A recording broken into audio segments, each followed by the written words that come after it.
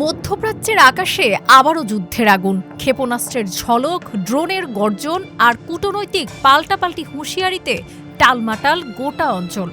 আলোচনার প্রস্তাবের কথা বললেও ডোনাল্ড ট্রাম্পের দাবি সরাসরি নাকচ করেছে ইরান।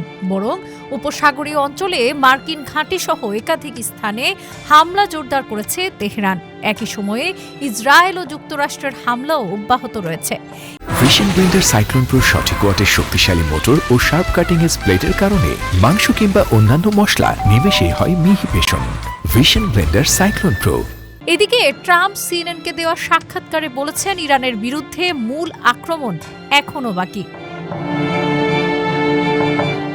ইরানের সর্বোচ্চ ধর্মীয় নেতা আয়াতুল্লাহ আলী খামেনি নিহত হওয়ার পর সংঘাত নতুন মাত্রা পায়। ট্রাম্প দাবি করেন, ইরানের নতুন নেতৃত্ব চাইলে তিনি আলোচনায় প্রস্তুত। দ্য আটলান্টিকে তার এই উদ্ধৃতি প্রকাশ করা হয়।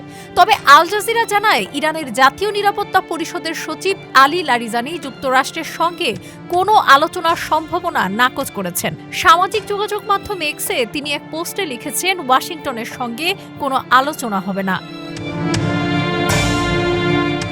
এর পরপরই হামলা ছড়িয়ে পড়ে ইসরায়েল, সৌদি আরব, সংযুক্ত আরব আমিরাত, কাতার, কুয়েত, ইরাক ও সিরিয়ায়। তেল স্থাপনা, ট্যাঙ্কার ও কূটনৈতিক মিশনও লক্ষ্যবস্তু হয়। নাতানজি ও স্পাহানের পারমাণবিক স্থাপনাতেও আঘাতের খবর পাওয়া গেছে।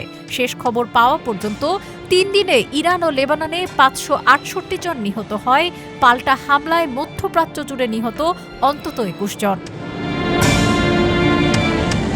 এই প্রেক্ষাপটে চীন তেহরানের পাশে থাকার ঘোষণা দিয়েছে। দেশটির পররাষ্ট্রমন্ত্রী ওয়াং ই সামরিক অভিযান বন্ধের আহ্বান জানান। পাশাপাশি ভ্লাদিমির পুতিন ও সংযুক্ত আরব আমিরাতের প্রেসিডেন্ট মোহাম্মদ বিন জায়েদ আল নাহিয়ান তাৎক্ষণিক যুদ্ধবিরতির ওপর জোর দিয়েছেন। সব মিলিয়ে বলা যায়, মধ্যপ্রাচ্য এখন এক অনিশ্চিত সন্ধিক্ষণে দাঁড়িয়ে। ডেস্ক রিপোর্ট, আজকের পত্রিকা।